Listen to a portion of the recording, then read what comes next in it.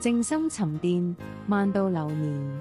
我係子琳，今晚嘅藥方係真正嘅人生智慧，從來都不在急於求成，而在靜心沉澱。年少做事總喜歡追求速度，渴望即刻看到結果，稍微付出冇回報就心浮氣躁，輕易放棄。歷經世事先明白，萬事皆有時節，耕耘從來唔會白費，只係收穫需要等候。遠離浮躁嘅人群，放下無謂嘅攀比，專注自己嘅生活與成長。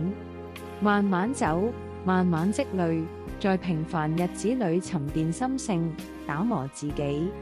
心靜下來，萬事皆順，歲月自會溫柔待你。難道過度心急求快，反而唔會錯過更多美好？我係子琳，尋心築己，靜待時光，點個訂閱，願你從此百毒不侵。